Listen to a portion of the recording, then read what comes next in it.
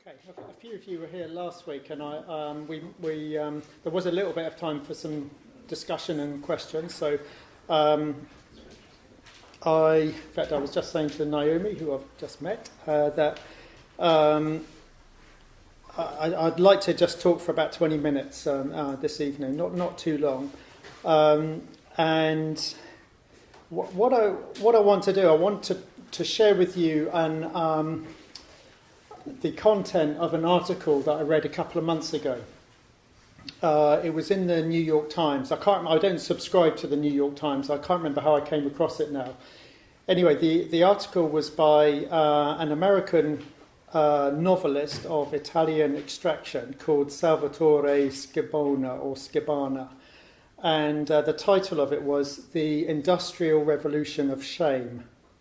And I don't think it was the title that drew me in, even though that was quite intriguing. It was some.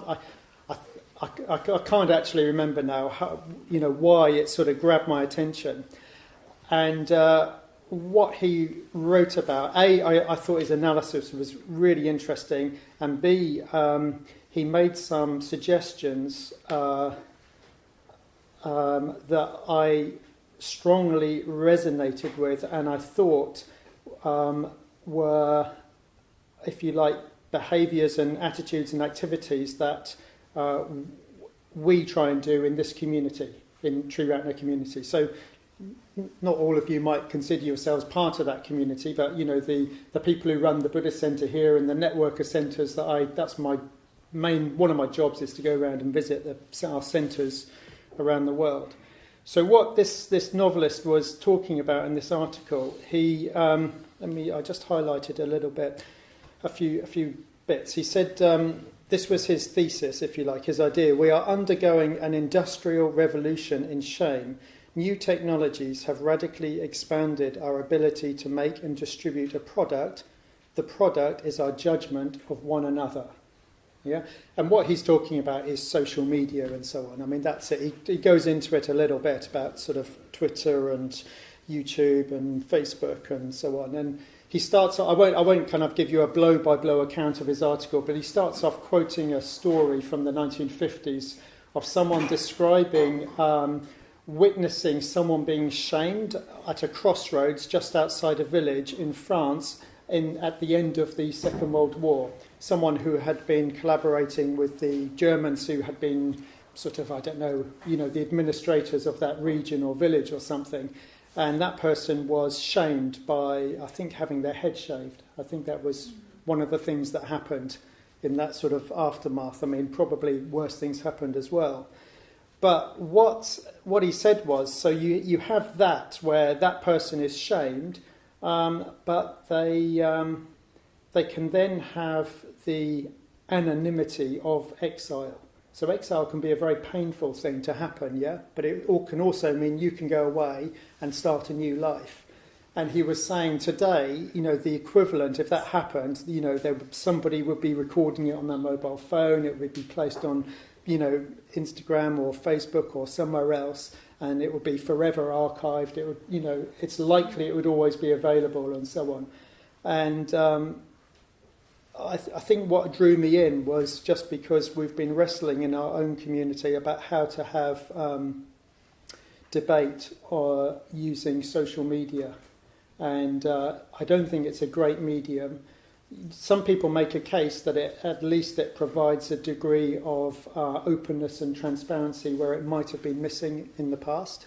And yeah, I recognise there is some value in that argument. But I've been one of the people who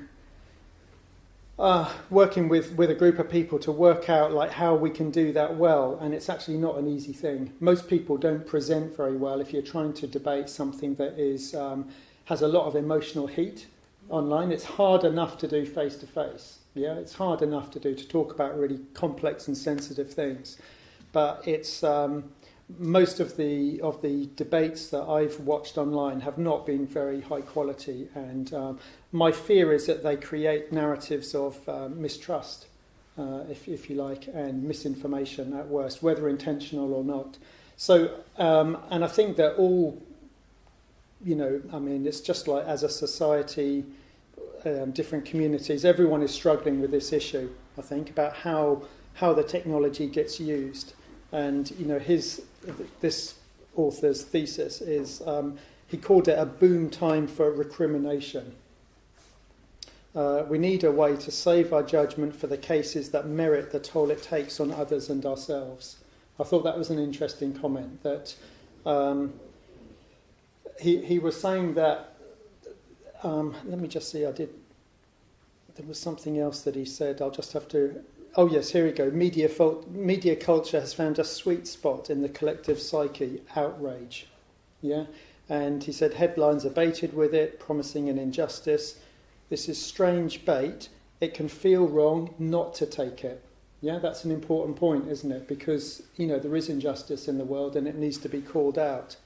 And he says in the article here, because looking away from an injustice has so often amounted to perpetuating injustice, we may feel we have a duty to look, to follow something up. So, that's a fair point. But, his comment is you just get overwhelmed. It's just like, how do you assess which injustices you should follow up?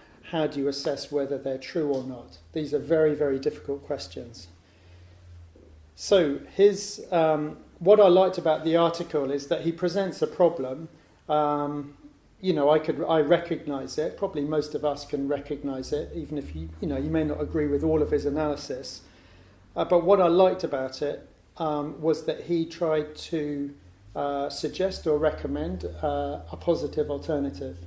Yeah, and this is something. It was one of the main reasons why when I came along to this particular Buddhist community, I stayed, because I had been involved, and it's a live issue at the moment, I think, with activism, that I'd been involved in a number of different groups and so on, and I realised I had an inherent tendency in myself to descend into cynicism. Yeah, you start off as an idealist, wanting to change the world for the better, and I recognised, and I could see it in other people, that there was this very dry and dusty path downwards into cynicism. And what I found when I came into this community, and I've said this before in this room, was a presentation of what the positive alternative might look like.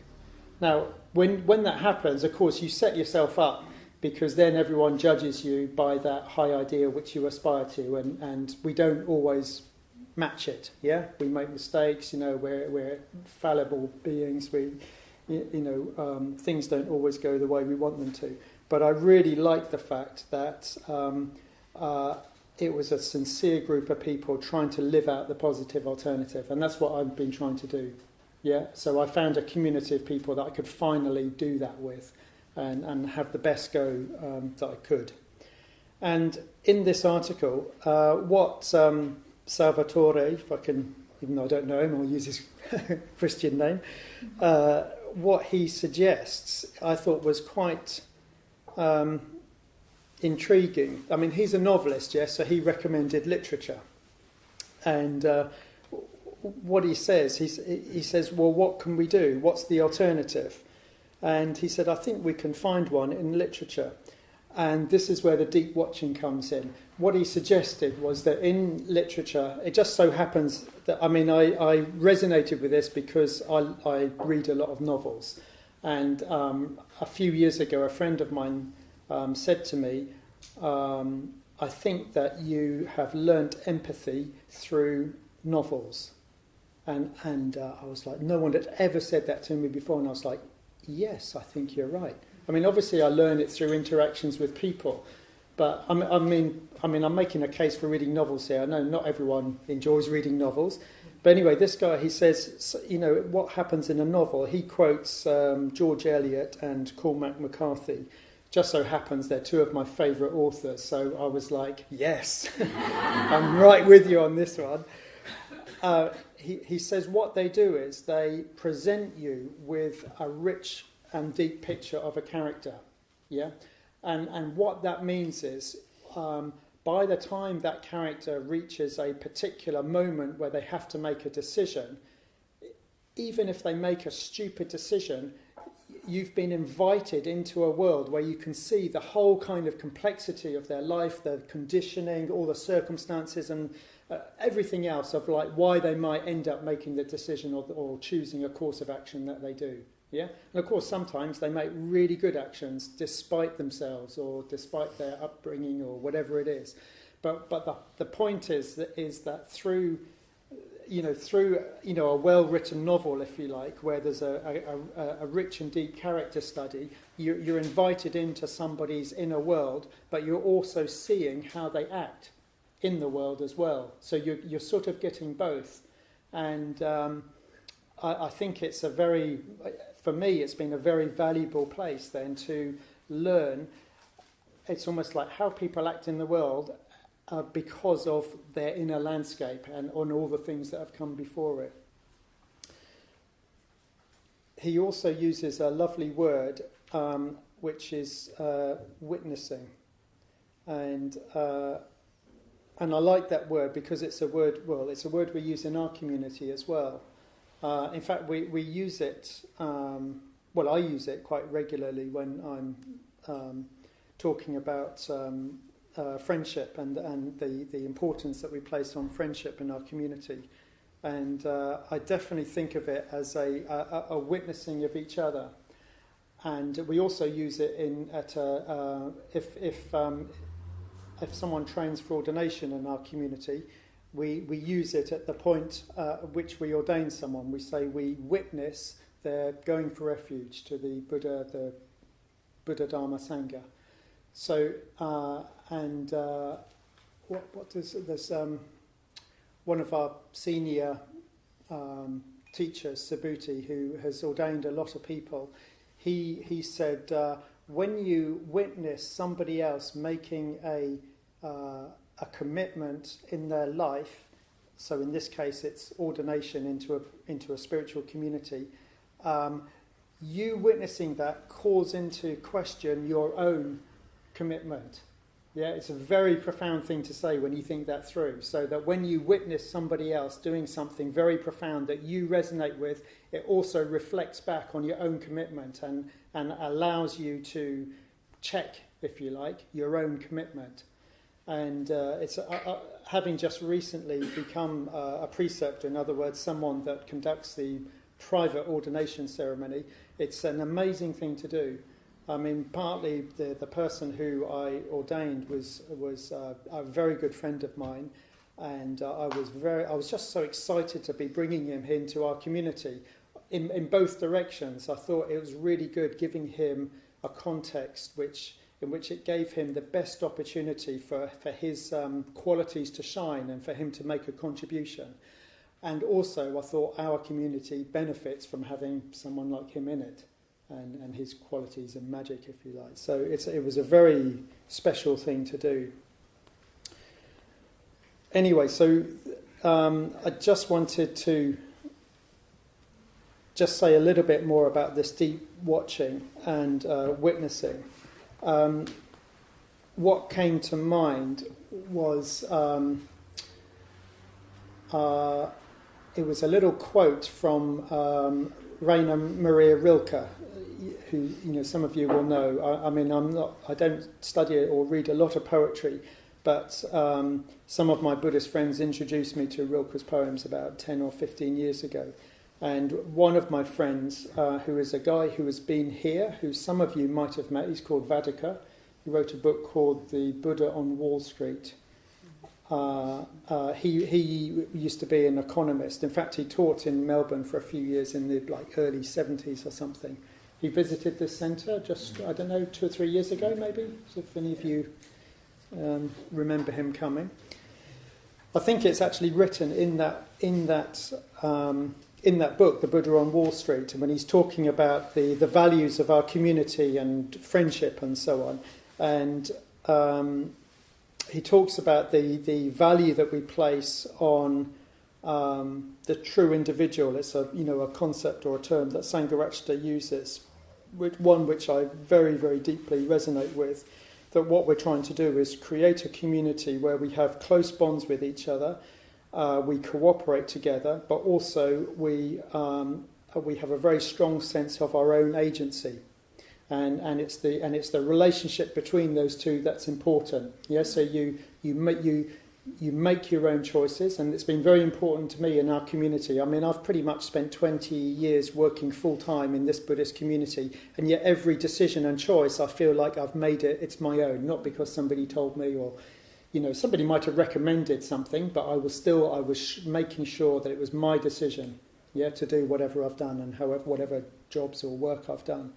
So you have this idea of the true individual who you have a sense of your own agency, and you take responsibility for your own choices, but you also cooperate with others. And I think this is especially important if you can cooperate with others on projects that you really care about the outcome. Therefore, you're prepared to reveal as much of yourself as is necessary to get the project done. Yeah, it's quite an important point, I think. Anyway, in Vadika's book, he quotes Sangharakshita saying that one of the characteristics of individuals is that they encourage others to be individual in their own way. And then he quotes Rilke, who says that this was in one of his letters to a fellow artist. I don't know, some of you might know there was a whole load of, I can't remember what they're called now, but there's a whole load of sort of letters of Rilke's that were published, which are sort of like poems in themselves. Anyway, he says the highest task of a bond between two people is that each should stand guard over the solitude of the other. Yeah? That's such an amazing thing to say. Obviously, it was written in German, so it's been translated into English, but as far as I understand, there have been some really superb translations. So I think it's a fairly close translation of what the meaning that Rilke was trying to get at. And it's funny, I was thinking about that line. I've just been turning that line over in my mind today. I drove out to Kyneton to see, some of you will know Sudaya and Cynthia who live out there. Sorry if you don't know them, but anyway, I just drove out an hour out of town, and I was just like driving along the freeway, just turning this line over in my mind, just thinking, that is an unbelievably deep thing to say. Like, I was hoping to be able to tell you tonight, like, my conclusions, like what this means. I really have no idea. I just wanted to say it because I think it's unbelievably profound. He's trying to, I think Rilke's getting at something. Somewhere in there I see a correspondence with what I'm trying to do with my life and what I feel is a strong value in this community. It's a little bit difficult to articulate what that is. But even the way that this sentence is phrased, I'll just read it out again actually. The highest task of a bond between two people is that each should stand guard over the solitude of the other. And Rilke says in this letter to his artist friend, whoever it is, he says, I mean any type of relationship. It might be a husband and wife, it might be friends, it might just be two artists working together. But I thought, stand guard over the solitude. For me, what it conjures up is it's an image of something like almost like the unbearable existential questions that erupt into us from time to time. And I mean, quite often, having lived and worked at a retreat centre, they're quite often the questions that propel people to try and seek an answer and come on a retreat, for example. Sometimes though it can be a bit almost like catastrophic. In one, like if a really big existential question, sometimes it can be propelled out of grief, losing someone you love or something like this. But whatever it is, there's just an inherent mystery to not just being human, but life itself. There's something that we can never answer.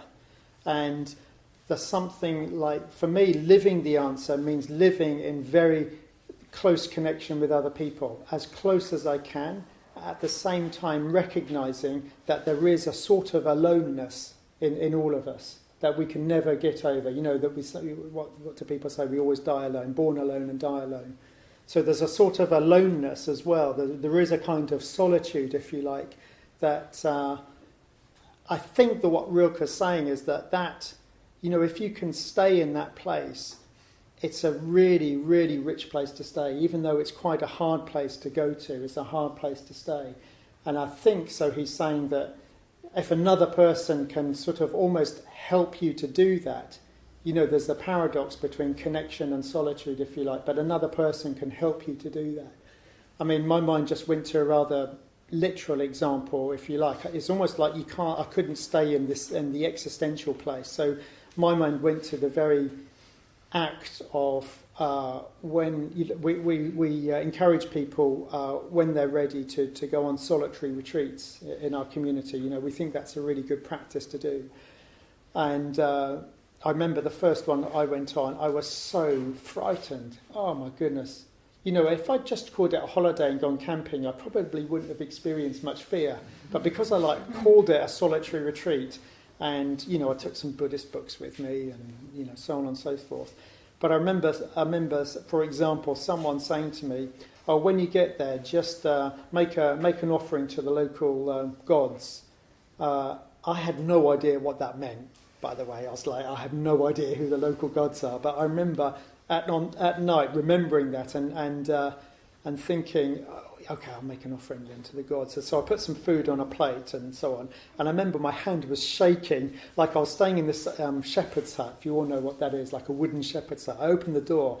I don't know what I was expecting, who was going to be there, what kind of energy they had, I don't know, but my hand was literally shaking as I just put it on this step, one step down. It didn't even leave the hut. I literally opened the door like this. But anyway, I thought, oh right, I was staying there. There was somebody living up in the main house, and they would just bring me food every few days. And if you like, that was the person who was standing guard over my solitude, even though it was so painful for me. I remember, most nights there, I could hardly sleep at night. It was really interesting, this. It was like I was afraid of the night, right? As soon as I heard the first bird sing of the dawn chorus in the morning, I'd just fall asleep. I'd be awake. I'd just be lying in bed. I wouldn't be doing anything. I couldn't really meditate. I'd just be lying there, just going, what was that noise, And then as soon as the first bird, it was usually a blackbird, as soon as that first note came, I didn't hear anything else. I would just fall asleep. Anyway, so it was a bit of a challenge. It's much easier these days. But I still valued that person who was there protecting the space for me. There was that person. So, my mind went to that. It's a bit of a literal, I'm sure Rilke meant something much more profound. But I thought that person was just bringing me food every day and supporting me just to be in that. In a way, they created the safe space. I knew that, if I would really, if I really just thought I was going to lose it, I could just go up and knock on the door and have a cup of tea or something. I knew that was possible. And they would just bring me food, and it was in a protected space. So the other thing that came through my mind was, I remember when I had a phase of living on my own, and someone said to me, when I came back from that, it was about 6 months or something, and I came back and I lived in a community, and they were like, oh yeah, that's really interesting. Maybe, there's something about if you're able to be comfortable with your own company, maybe that's when you're ready to sort of live with other people. And I think this is a really interesting point that is worth reflecting on, that, there's always... being close to people, there's always something a bit transactional going on. It's almost like you can hardly help that that's the case. And in a way, there's quite nice, give and take. It's quite a nice thing. But I think to really get down to this existential place, it's worth, the more kind of secure you are, or I don't know whether secure is the right word actually, the more comfortable you are, with the sort of existential dilemma of life, the more you can be with other people in a non-neurotic way. Yeah? I really believe this, and I really believe that has been part of my journey, and going on solitary retreats over the years and them slowly getting sort of easier to handle, if you like, and or different challenges come up in a way. But maybe it's simply learning to be able to sit with the discomfort. It's not like they get easier necessarily. I think that has made it, makes me a better community member, if you like. I'm not looking for something from other people so much as I have been. So, anyway, I think that's probably something of what Rilke's getting at. And, and I think that's one of the things. I mean, we're not the only community that emphasises this or suggests that, but it's part of an ongoing exploration. I mean, those of you that know me know that I always come back to the mythic dimension of life and Kalyana Mitrata, which is the Sanskrit words for friendship. I always come back to those. So in a way, I think I'm simply riffing again off the same theme, but enjoying the fact that this author was noticing something going on in the wider society that I think, I mean, it might be a bit of a judgment to say it's neurotic, but I think this making these hasty judgments about each other, on social media and so on, it looks, I don't know, it's like a bit like an illness or something. And him recognising the value of deep watching and witnessing, I thought fantastic. That's what I believe too. That's what's important to me. So I think I might just leave it there if you don't mind. 9:15, and some of you might know that Rilke quote, but anyway, I'm interested if anybody has any response to that. It's something I'm going to keep as a bit of a thread of reflection. I'll just read it one more time. It said that the highest task of a bond between two people is that each should stand guard over the solitude of the other.